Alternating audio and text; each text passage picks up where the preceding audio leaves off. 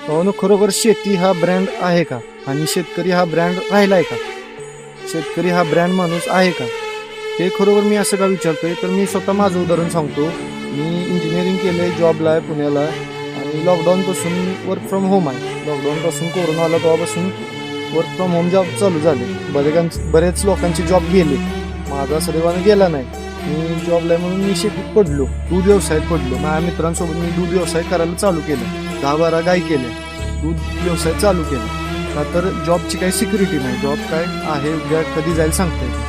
पण लोकांचे असं विचार होते की बाबा, प्रत्येक जण जो तुम्हाला एक सांगतो हे काय चांगलं नाही. लोक मला नावं ठेवायला लागले, ही काय बरोबर नाही, दूध व्यवसाय करूच नको, सगळ्यात घाण काम आहे, शेतकऱ्याला काही किंमत नाही.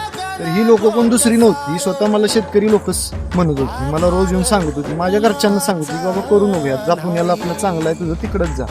तर मी काय तिकडे गेलेलो नाही. तर मी रीलवर बघतोय, तर बऱ्याच लोकांची शेती बघतोय, जो तो म्हणतोय शेतकरी ब्रँड आहे. रीलवर प्रत्येक जण म्हणतोय ब्रँड आहे, शेती ब्रँड आहे. खरोखर जर शेती ब्रँड आहे तर लोक नावं का ठेवतील? लोक आज आपल्या पोरांना शेती करायला का नको म्हणतील? तो प्रत्येक शेतकरी माणूस ज्याच्यापर्यंत रील पोचते त्यांनी मला हे उत्तर द्यावं.